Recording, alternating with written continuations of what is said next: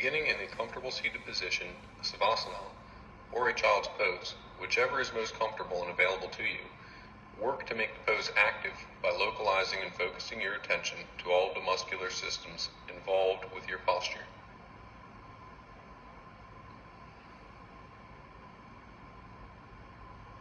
Start to isolate your attention further onto the muscle groups responsible for supporting each section of your spine. As you gain awareness of each group, further isolate your attention to each muscle itself and then down to the specific tissues that comprise it. Starting out, focused on the back as a whole, notice sensation in the form of warmth, tightness, soreness, stiffness, pain, or any other that may present itself.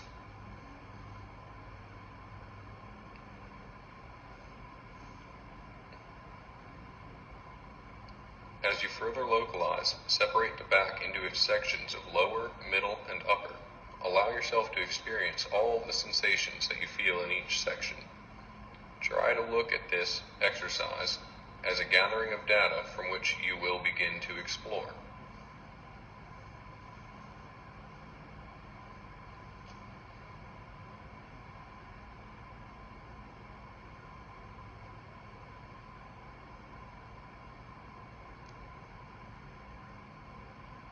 Be objective about your internal dialogue as you gather information. Do not attribute subjective verbiage, such as good or bad, to the feelings that come up. Simply observe them as they are, so as to not skew your data set. This portion of the practice is done to help you become receptive to the information that is available within the tissues of the muscles, of the muscle groups, of the muscular systems that are responsible for the discomfort you may experience throughout the day.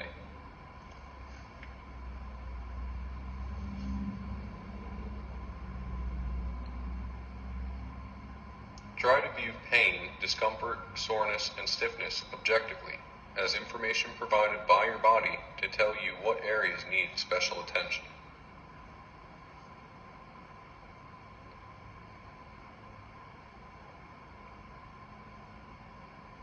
This preliminary observational posture is to be done as a means to form a reference point that will influence how you move once the active series begins. Try not to move or manipulate your posture or to correct it to avoid pain. It is, however, permissible to correct posture that induces numbness, as it is an interference with the frequencies at which your body communicates with you.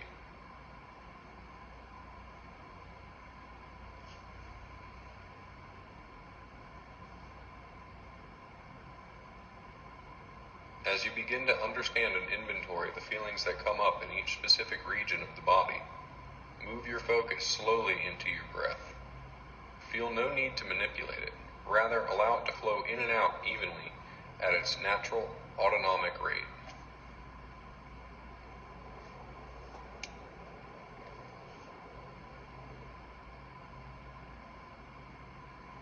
As you become a passive observer of your breath, begin to enact a slight laryngeal constriction to the back of your throat, yet still passively allow the breath to move in and out at its own rate.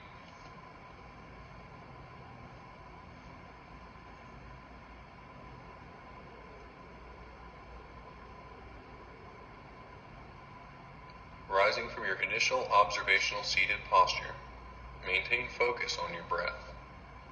Working with the breath, slowly move from whatever posture you took into a neutral tabletop pose.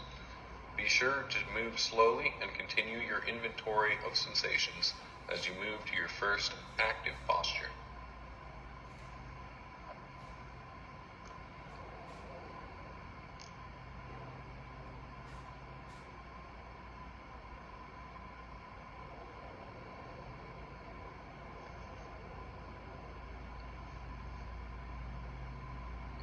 Once in tabletop, ensure that the wrists are directly beneath the shoulders and that the knees are spaced appropriately beneath the hips.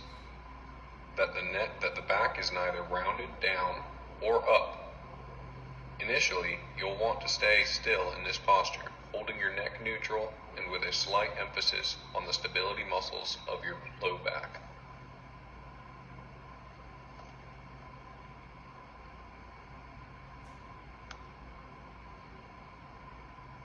Actively refrain letting gravity influence you to take cow pose.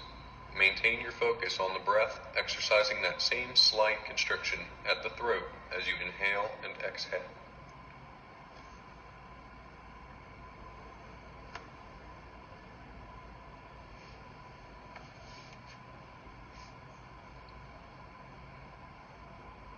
Once your breath is rhythmic and even, start to work into a cat-cow series, coming first into cow pose.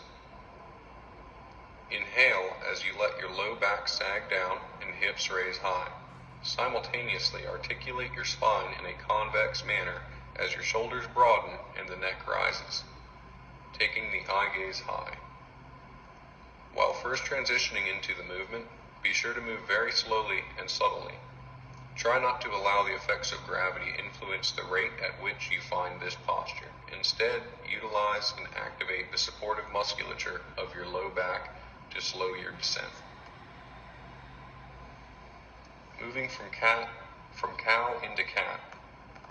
Follow the exhaled breath as it deflates the lungs to slowly reverse the pose, taking a concave shape to the spine and shrugging the shoulders while the neck and eye gaze lower. Focus to round the low back and let the tailbone tuck while your feet lie flat. Move slowly and deliberately from cow to cat with your inhale and exhale. Allow the movement between cat and cow to become rhythmic and smooth, much like the breath. During these transitions, maintain a conscious articulation in the supportive musculature of the back.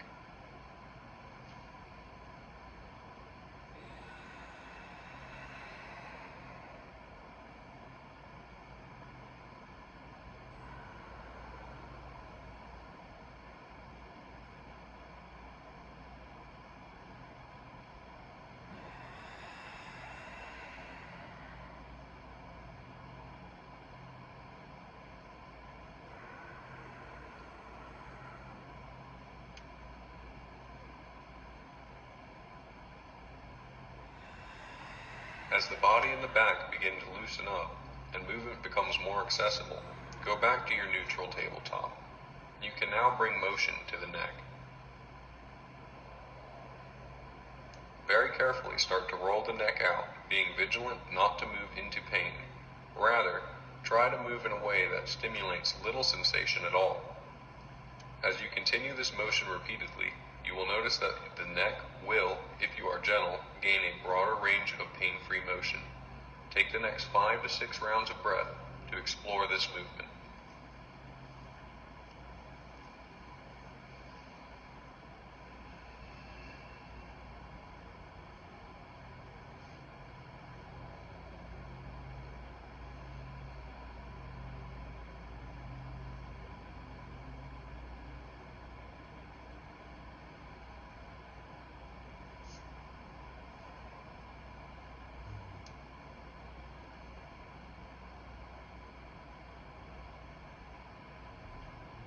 Now begin to move into that dancing lion and begin to enact a slow rotational motion to your tabletop. Slowly apply an organic motion that accentuates with each breath, getting more and more apparent with each round.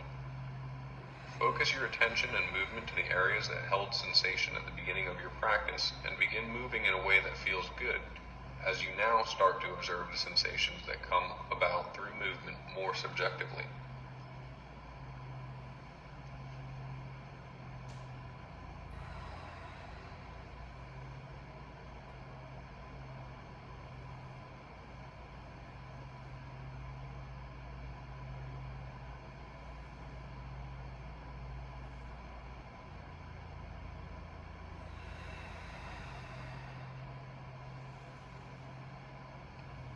Now begin to reverse the direction and continue your dancing lion for 5 to 6 more rounds of breath.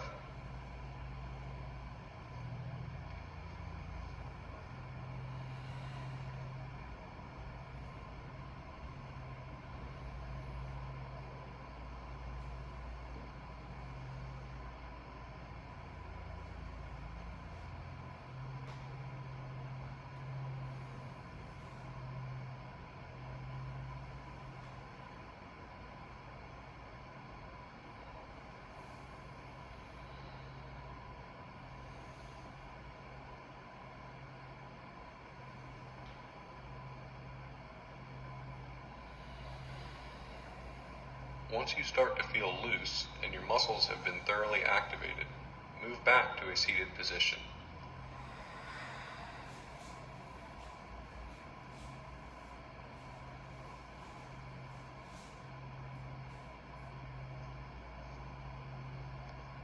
Actively supporting your posture as you sit, begin to visualize the now active supportive musculature of your back. Bring the shoulders back and straighten your spine to its autonomic position as best as you can.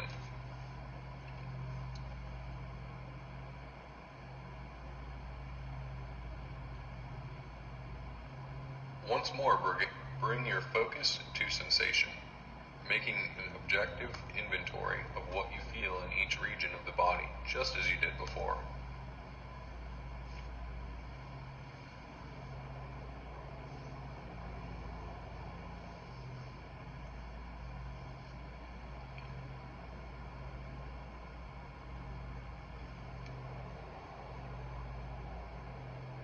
As you reestablish an inventory of what and how your body feels, make sure to breathe naturally in and out of the nose while enacting the same slight constriction of the throat.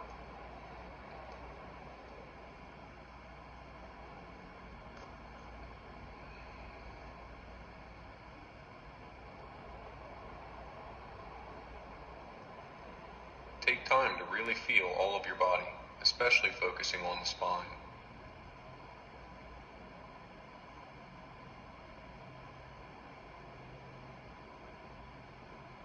Move your focus slowly up, starting from your coccyx, or the tailbone.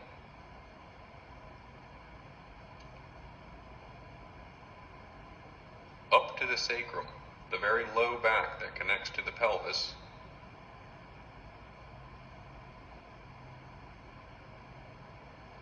Onto the lumbar, or the lower back.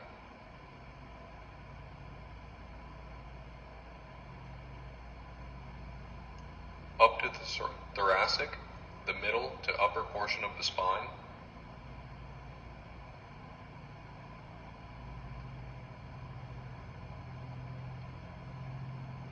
And finally up to the cervical spine, the neck.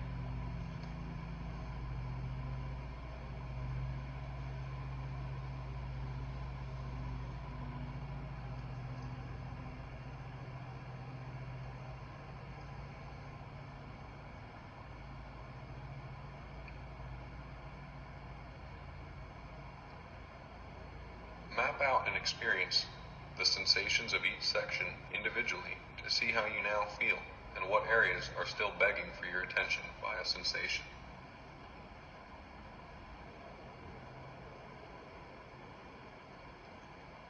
This inventory will become more relevant once we move into further stretching and active postures, as you will use it to dictate which postures you take.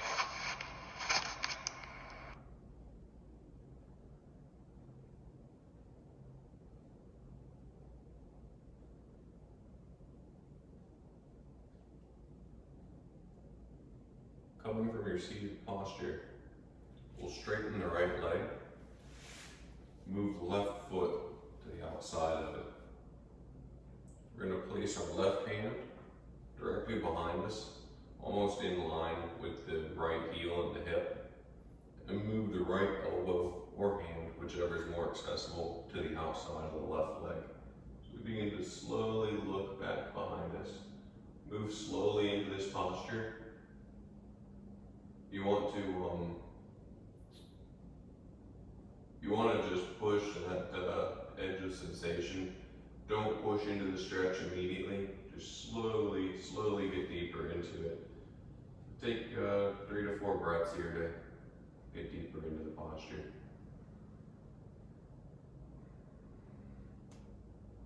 As you're doing so, try to move your eye gaze to as near 180 degrees from the front as you can, looking straight back in line with where your hand is, and keep the eye gaze about head height, not down at the floor or up at the ceiling.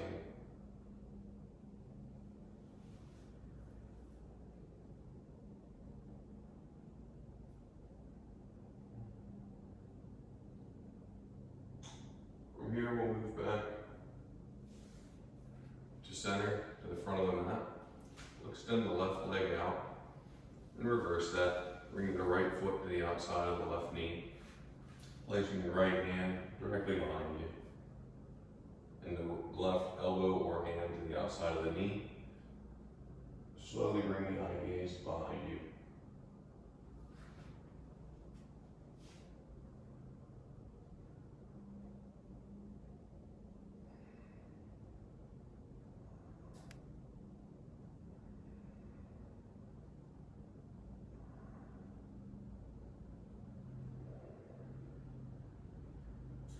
Come back to center. Extend both legs long out in front of you. We're going to reach for our toes and engage in a hamstring stretch.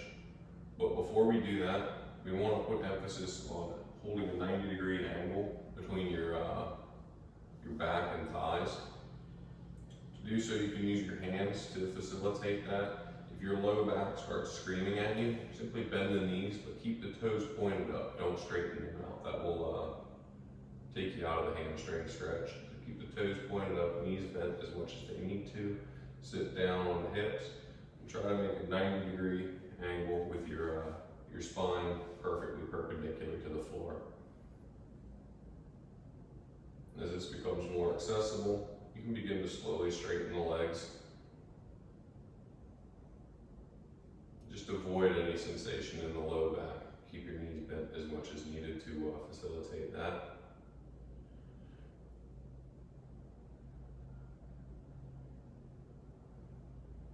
With the exhale breath, we'll begin to slowly let gravity ground us, bend us over the legs, reaching for the toes, but go slowly at first. With each exhale, sinking a little bit deeper.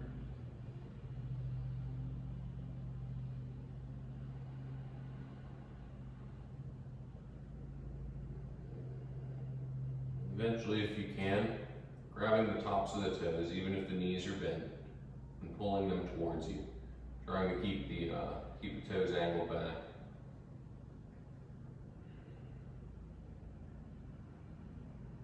And again, let gravity slowly work you deeper into this pose.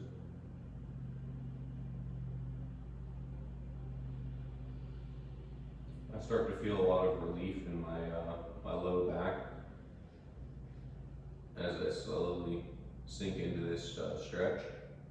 Also my hamstrings, I can feel them start to loosen as well.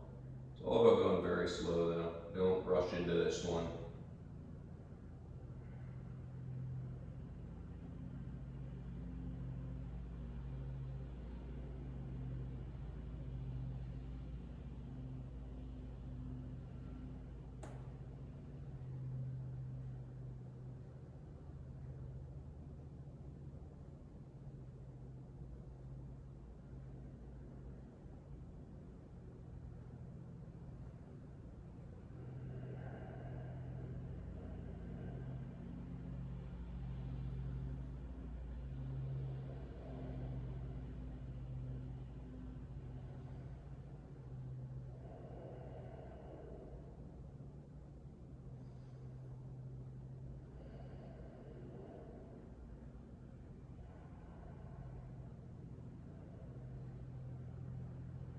Coming out of this pose slowly.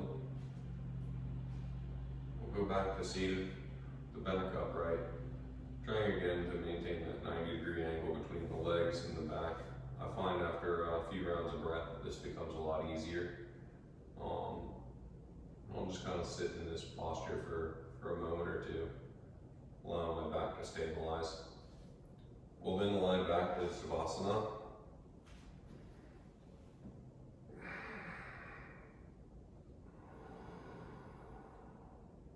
Taking a breath or two here to feel the sensations that your back may be relaying to you.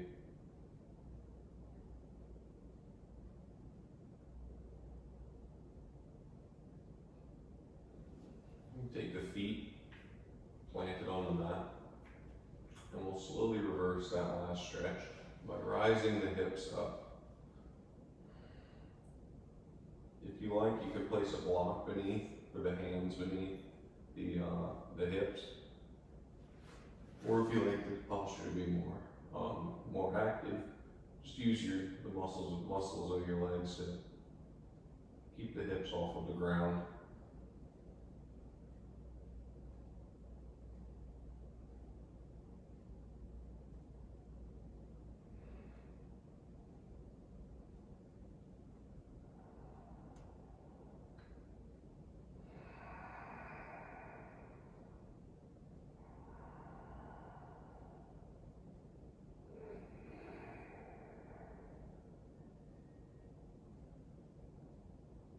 On your next exhale, return your back to the floor.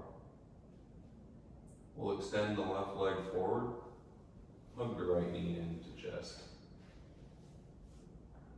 While doing so, don't try to crank back on your knee too hard. Just kind of let gravity find its happy spot.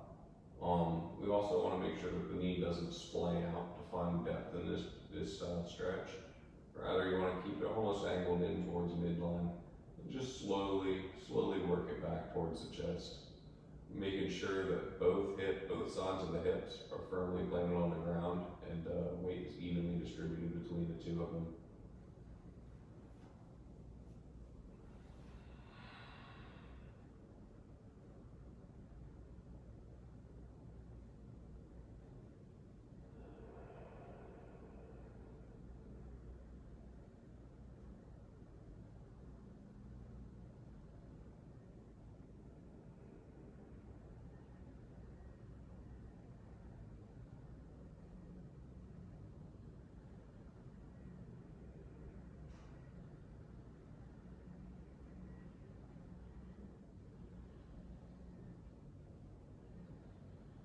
You can slowly now begin to take a belly twist. We'll lay the right hand out alongside of us, keeping the shoulder mounted down to the ground. And we slowly start to rotate the rest of the body and the right leg over to the left side. Most important here to maintain a connection between the shoulder and the ground, rather than trying to push the knee to the ground. Let gravity work with your exhaled breath to slowly get deeper into this posture. You can hold the eye gaze straight up, out to the left, or over to the right. Play with each and see which is giving the most sensation, and find what's right for your body today.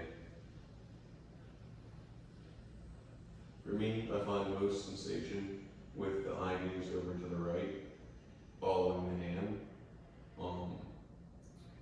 It gives a little bit more of a stretch to my cervical spine. If that's not what you need today, by no means do you have to take that. You can keep the eye gaze high, or to have less sensation still, look over to the left. But for me, I like to hold my eye gaze towards the outstretched arm.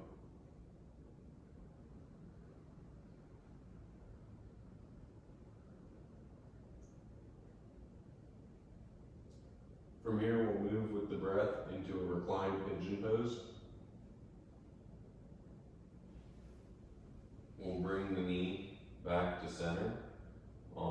The hips both will plant evenly on the ground. From there, we want to turn the right foot in towards midline and allow the hip to kick out slightly. From here, you can take your left knee up, leave the foot planted on the ground if you need a more passive posture, or if you need more sensation, you can bring the hands behind the left thigh, or even if that's not enough for you, you can move the hands in front of the shin.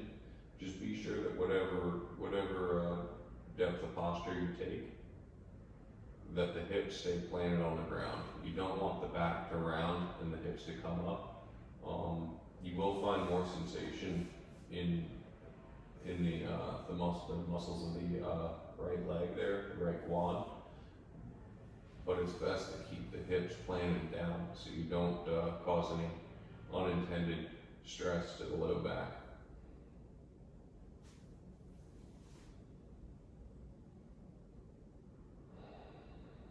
Again, a very passive posture, just allowing gravity and the exhaled breath to slowly work you deeper into it.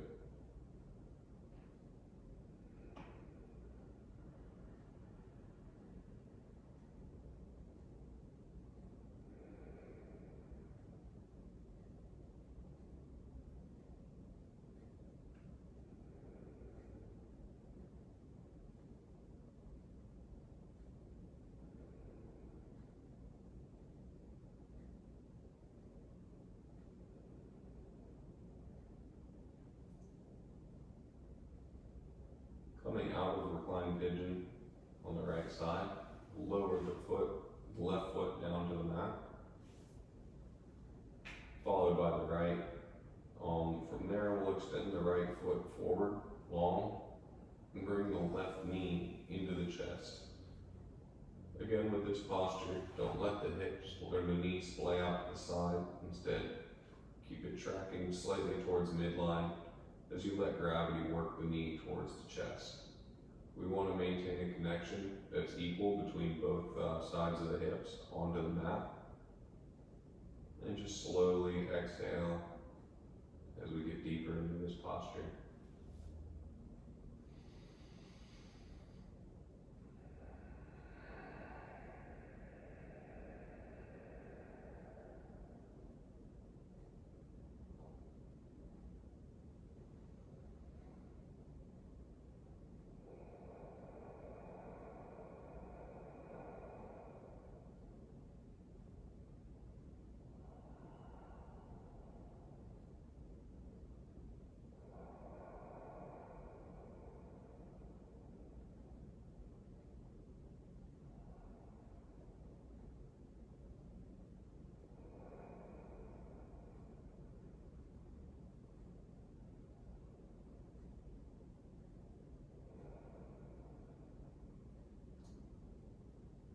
From here, we're going to work into a belly twist on the other side. We'll move the left hand out to the side, keeping the shoulder in contact with the ground. So we slowly rotate the knee and hips over to the right side. Again here, keep the shoulders firmly planted on the ground, and don't worry so much about how close your knee gets.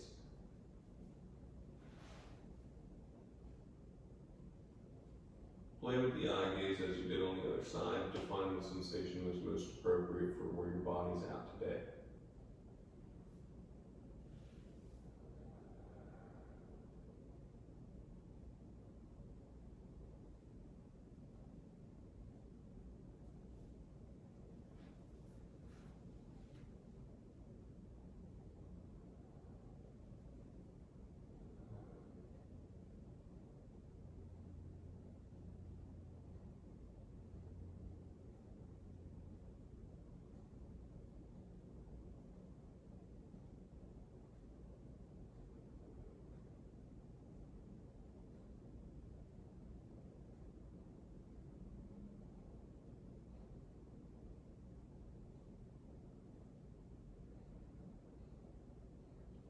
We'll slowly move back to center.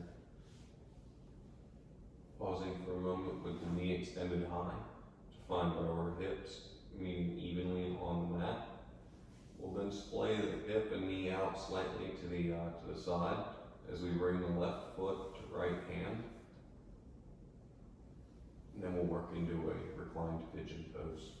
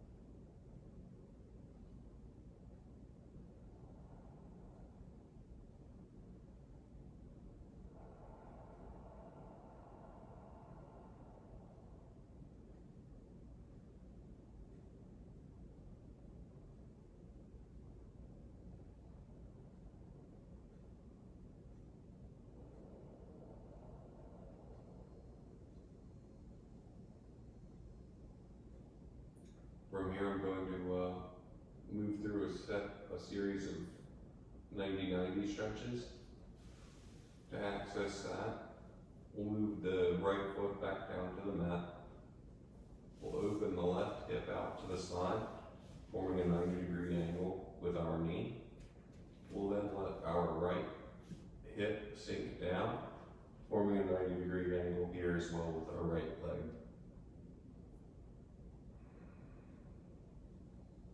I like to take about 2 rounds of breath here on this side, and then move on to the other side. Just keep the feet exactly as they are, and switch the hips over.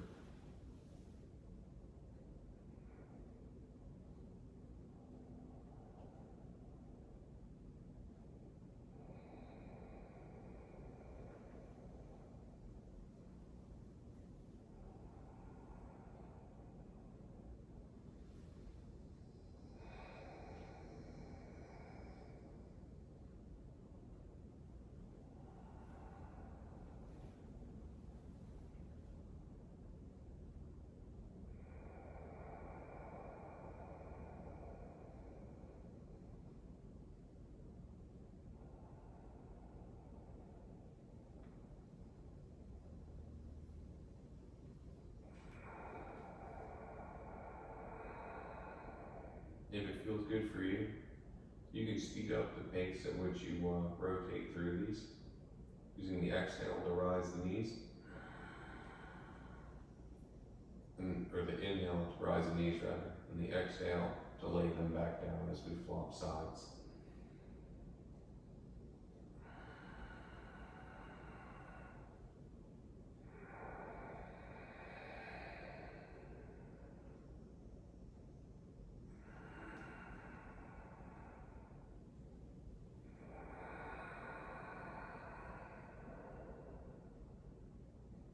I also like to work a little bit of a neck roll into this, allowing the eye gaze to track over to whichever side the legs are laying towards.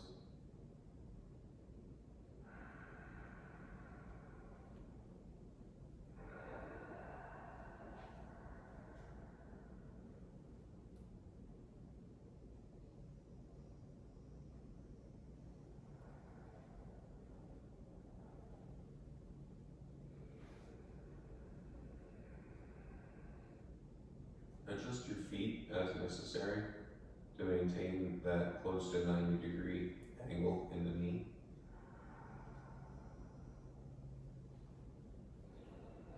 I find especially on this tile floor, my feet start to slip around a good bit.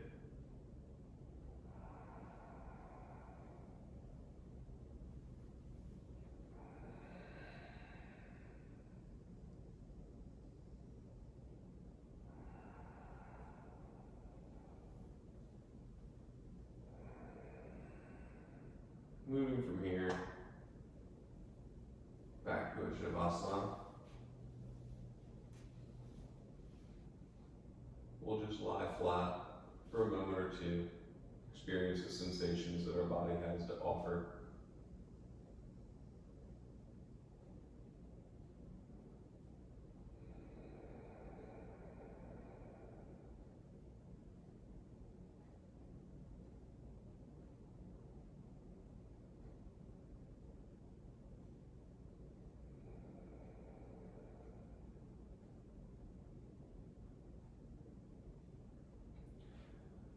Now sitting up,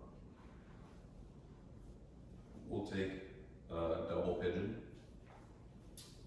starting with the left shin parallel at the top of the mat. We'll pick up the right foot and move the ankle to just outside of the knee. You may play with the positioning of your left foot. Sometimes I find it's a little easier to bring it closer in, but maintaining that close to parallel at the top of the mat is that's what gives me the most sensation here.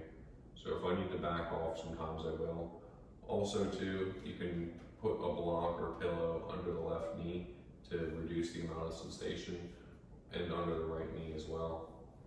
In this posture, you don't want to push down or try and work yourself into it deeper that way. Rather, just like gravity and the exhale breath, slowly lower the right knee down. Keep a tall posture and the hips both the weight distributed evenly between them on the ground, maintaining that connection on both sides rather than being kicked off to one side or the other. You can use your hands to support yourself as well, but try to maintain a straight spine.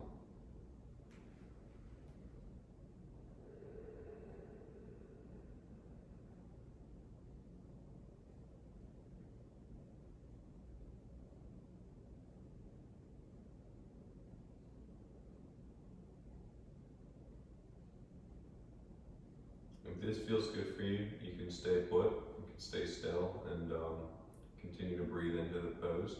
If you want a little bit more, you're looking to get creative, you can begin to rock out the right hip, hugging it in like so, with the foot in the arm crease of the elbow crease of your left arm, and your knee in the elbow crease of your right arm. Just slowly rock back and forth, allowing the eye gaze to track to either side.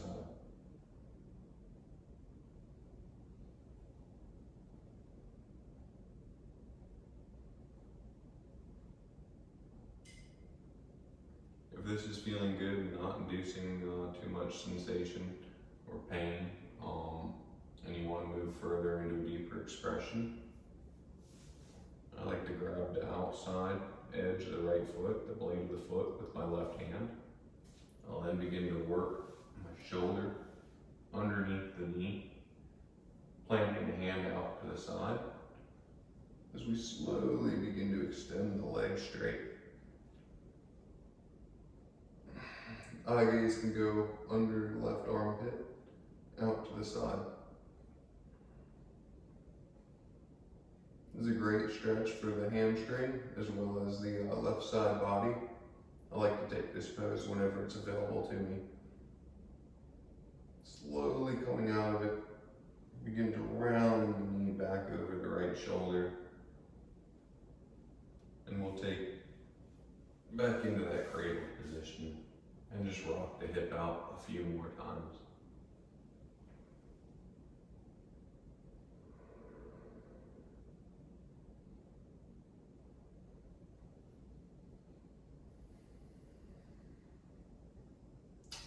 Replanting the right leg down, we'll meet back into a double pigeon pose.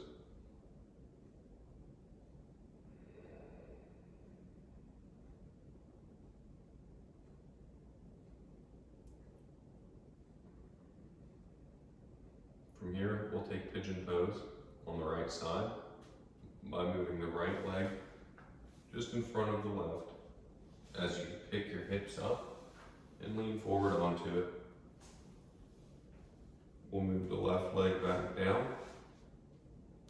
and find pigeon. In this posture, if you find that your hips are kicking out to one side and not level, you can move the foot back closer to the opposite hip. You want to eventually find somewhere that's happy for your body, that you can keep the hips level above the ground, not leaning on one or the other. And the sensation that we're after here is going to be a stretch throughout the back side of the glutes and the groin. And as well, if you find that even positioning of your hip, you'll begin to find a little bit of a stretch here run down through your sciatic nerve. You can adjust the posture as needed to explore different sensations.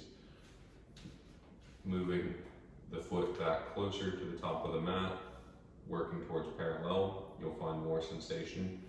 Back towards the hip, you'll find less. It may also move, may also provide more sensation down the left leg. Just feel where you're at, play with the posture a bit, and find the sensation that you're craving.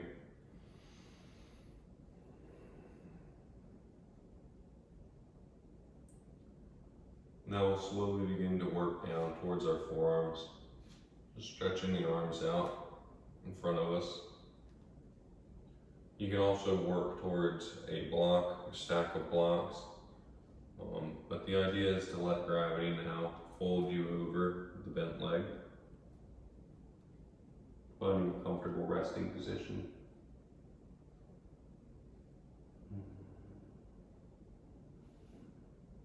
Again, do your best to keep the hips level throughout this posture. Don't kick out to one side or the other.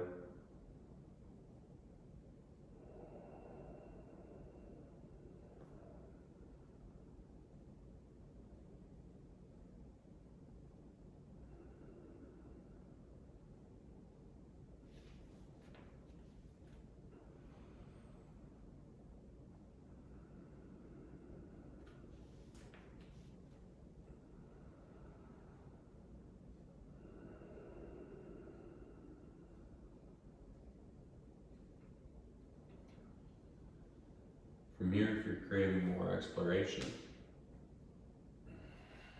you can rise up slightly. We'll take what I believe is called a dancing Shiva. Kicking the left leg up towards you. We'll find it with the left hand. You can sit here, trying to balance the hips level, or if you're craving more, you can slowly work the left big toe edge of the foot into the armpit crease of the left arm. For me, I find that I need to pull my right heel closer into the hip in order to find this posture. If that feels good, we can begin to work the right arm up, and then over and back behind the head, eventually finding a connection between the two hands here as the eye gaze throws high.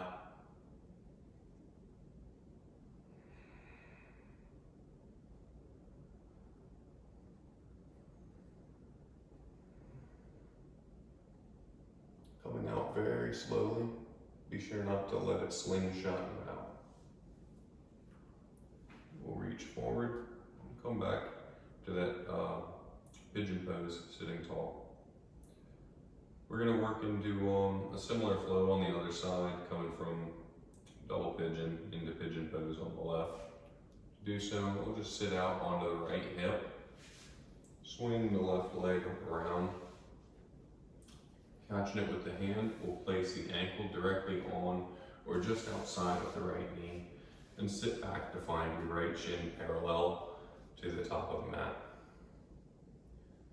Again, just like on the other side, you can add a block underneath either knee. You do not want to press on the knee, let gravity work you into the pose, and just be sure that your hips are sitting equally and evenly down onto the mat, not kicked out onto one or the other. Use blocks to facilitate that if necessary.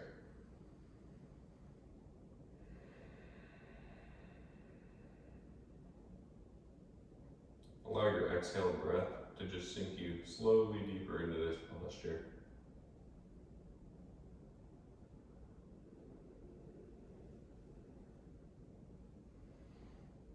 Again, to call to your attention the positioning of your spine. Rather than being hunched forward or back, try to be as close to a neutral position as you can, keeping the back elongated and the crown of the head reaching high. Eye gaze can come forward or slightly down towards the mat, but don't bend the neck down.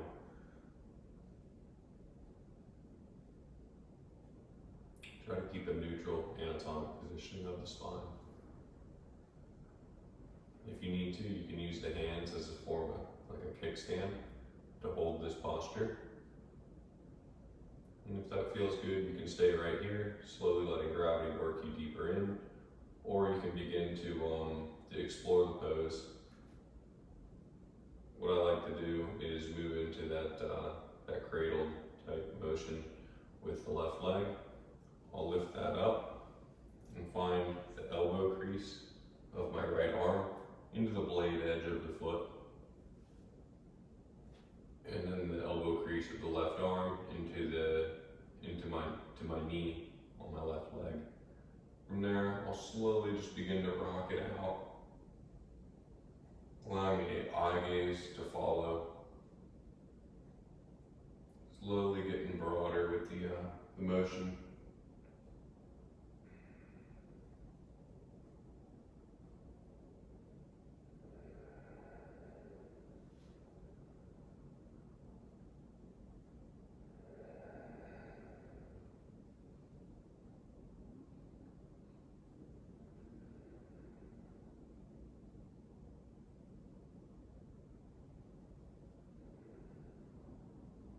After a few rounds of breath like this, if you find yourself wanting to explore further,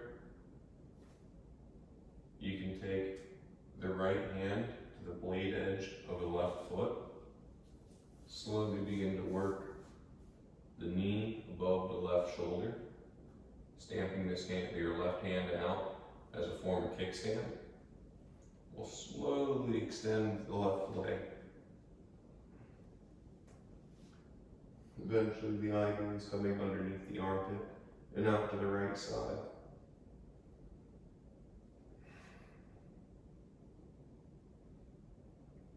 Again here, you're finding a really good hamstring stretch, as well as the right side body. Slowly coming out of this posture, we'll come back to that cradle type motion.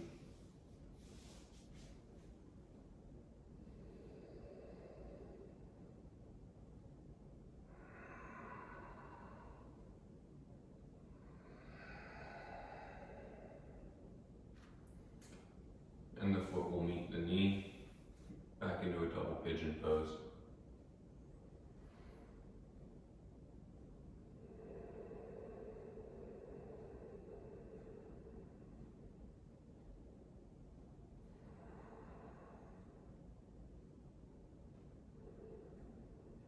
Just like on the other side, we'll transition to a pigeon pose, this time on the left, by taking the left leg and moving it just ahead of your right shin. You can stand up with your hands. To do so, getting the hips off of the ground. And the right leg slowly extends back.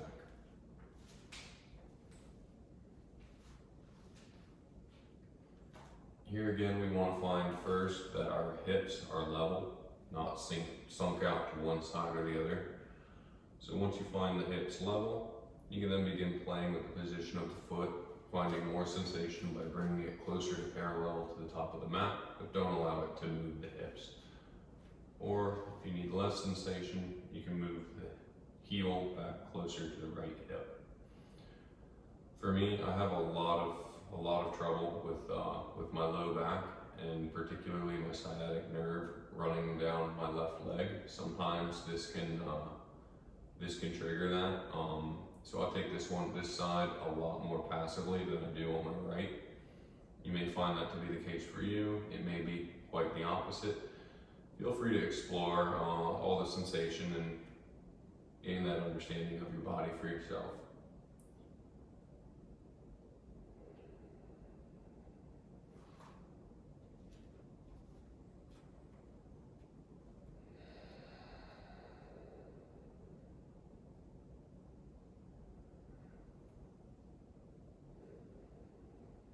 We can now work slowly down, eventually meeting the forearms or a block, and allowing our body, or our upper body, to make connection with the ground.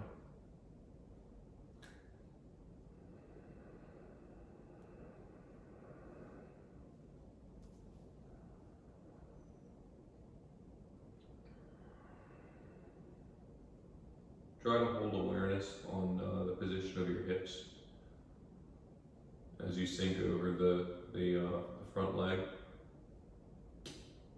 We don't want that hip to kick out to one side or another, even in this posture. Still want to maintain it as level as possible. And again, for more sensation, work the left shin closer to parallel with the top of the mat.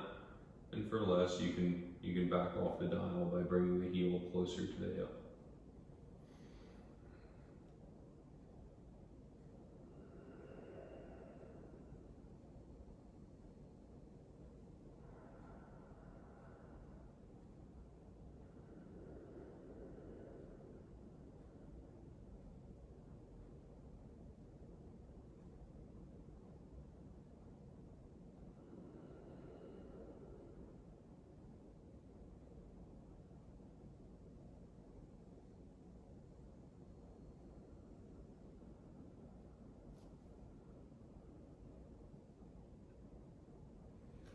you're craving a little bit of exploration, or if you took the posture on the other side and want to try again, we can work into a dancing Shiva with the left leg forward now. We'll bring the right foot up off of the mat. We'll slowly begin to reach back for it with the right hand, finding the inside big toe edge of the foot. From here, if you feel loose and are ready to proceed, you can bring the big toe edge of the foot into the elbow crease of the right arm. Just be careful not to let the hips get too out of whack here. Still want to maintain as close to an even distribution of weight between them as you can. Mine I can feel is starting to sink into the left hip a little bit, but we'll move forward with this posture. The left arm can reach forward, up, up, up, and slowly back, eventually meeting with the right hand.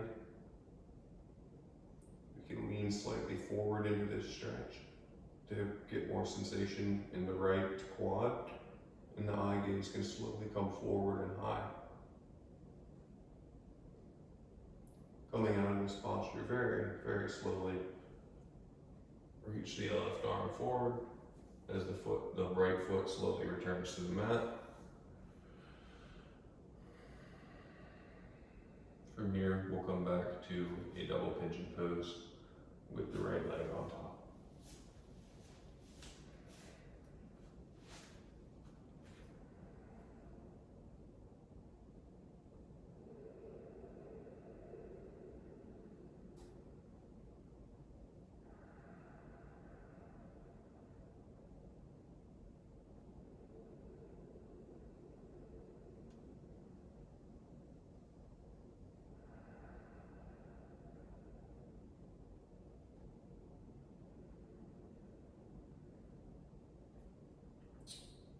We'll now work into another hamstring stretch to the right leg. We'll kick it out on a 45-degree angle, lining up to meet the left foot. From here, we can slowly start to work over the right leg, keeping the toes angled back towards you. If this is too much, bend the knee rather than straightening the toes.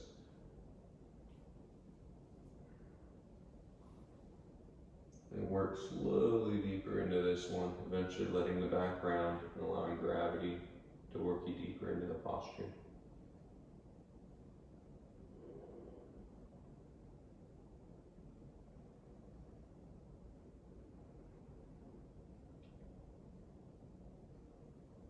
If you're getting pretty deep into this pose, you want to try something a little bit different. You can reach the left hand to the blade edge of the right foot. We'll work the right hand towards midline of the mat. We're going to slowly begin to open up. Just rolling it back and forth. So we begin to work our ear, and then our temple, and eventually our whole head to the underside of that left arm, at which point you can begin to get the right arm through. This for me opens up this side body stretch on the left side.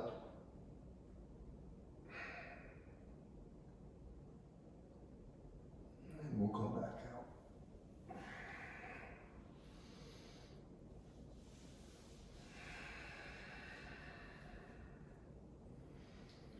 Now we'll come back to just a seated position,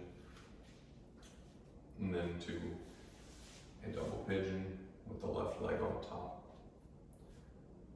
We'll sit here again for a few breaths, just to feel how the body is loosened up and movements become more accessible and the postures become easier, and you've slowly begun to find more depth in it.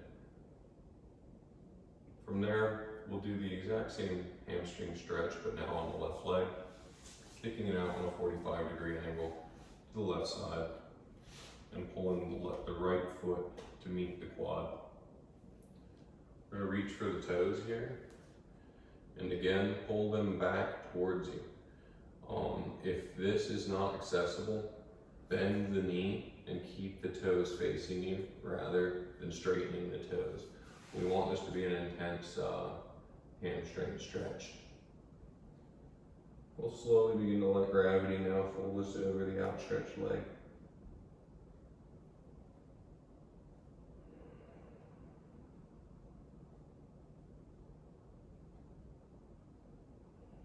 And if we want to find that same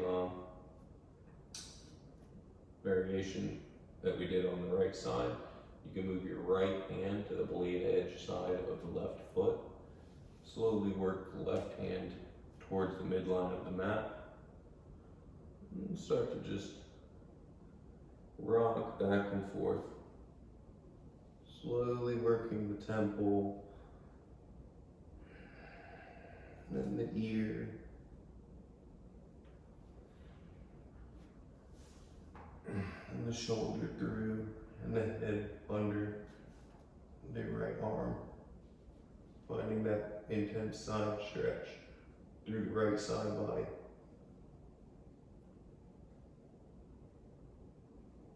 And we'll slowly come back out.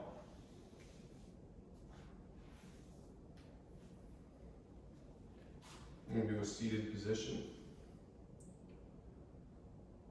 We'll just sit for 2 to 3 breaths and notice how our body feels. See what's still stiff, tight, sore, or in pain. And decide how we want to stretch from here. You may be feeling very well now. I, for one, am.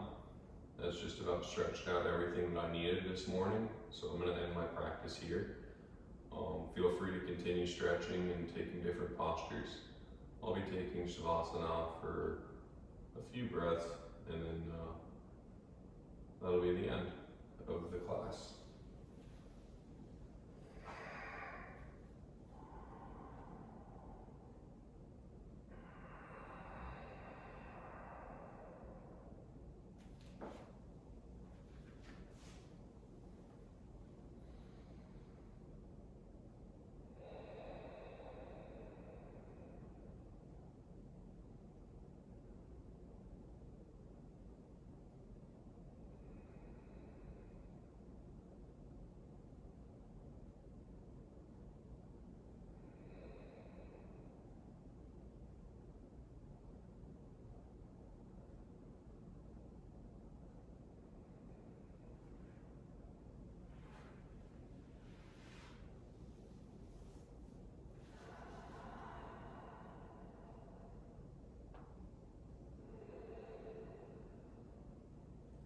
Namaste. I hope you enjoyed. I hope that was a good practice and good stretch session for you. And look forward to seeing you again soon.